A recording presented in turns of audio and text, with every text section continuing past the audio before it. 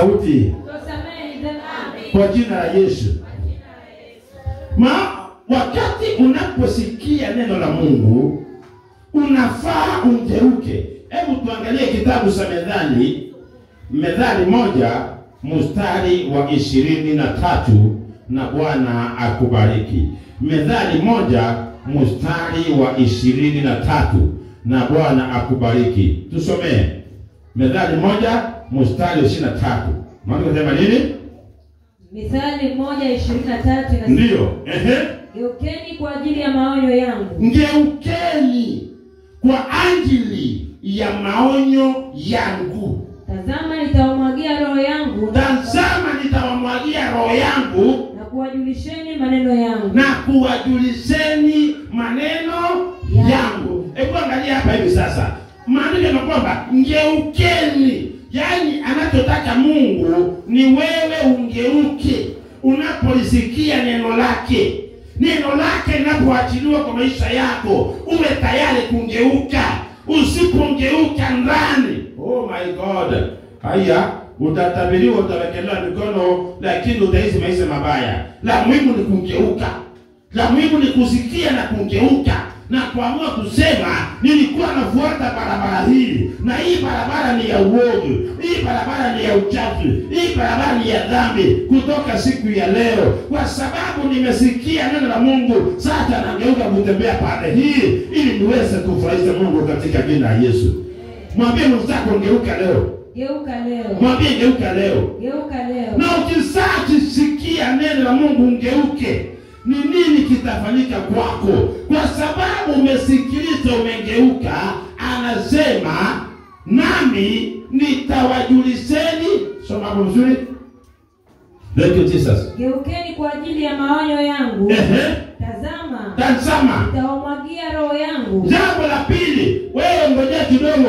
Utakapongeuka kwa sababu ya maonyo ya Bwana, Bwana atakumwagia roho wake. Mahali kuna dhambi Bwana ingiangi. Haleluya. Mahali dhambi imejaa, Bwana hawezi akajaa roho wake.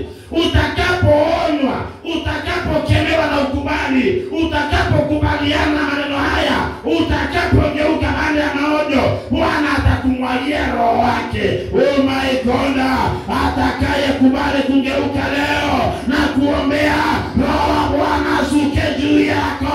Roho wa Bwana atembee na wewe. Roho wa Bwana akujae. Katika jina la Yesu, atakayengeuka leo, Bwana mwaye roho wake ndani yako. Amen. Katika jina la Yesu. Yaani tu ukikubali kugeuka, Bwana akuwagie roho wake. Hiyo jambo la kwamba umeonywa na umegeuka. Jambo la pili, nitakujulisha maneno yangu. Mungu ajulisangi wenye dhambi maneno yake. Kama wewe unakatalia maisha ya dhambi, maisha ya uchafu, na imani iko ndani yako ya kumwamini Yesu, wewe ni muongo. Wewe ni muongo. Ukisapewa maonyo na kuyaelewa, geuka. Ukisangeuka, ya pili, Bwana atakumwagia roho wake. Akisakumwagia roho wake, nini kitafanyika? Atakujulisha maneno yake. Atakujulisha siri zake. Atakujulisha vile anavyopenda. Atatembea na wewe kama mtoto. Hatawahi kuona mgeni tena. Oh my God, atakapokutazama ataona mwanae aliyejaa neema, aliyejaa kibali, katika jina la Yesu Mungu. Amen. Weka mkono wako, sema leo. Leo nageuka kwa ajili ya maonyo ya Bwana. Kwa ajili ya maonyo ya Bwana. Bwana, unijulishe maneno yako. Unimwagie roho wako. Nitembee na wewe. Niishi na wewe. Kwa jina la Yesu. Sema amen.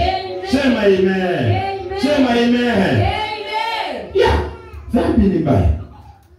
Dhambi haipelekani na imani. Dhambi na imani ni vitu viwili tofauti. Tuko pamoja katika Bwana? Amen. Dhambi na imani ni vitu viwili tofauti kabisa.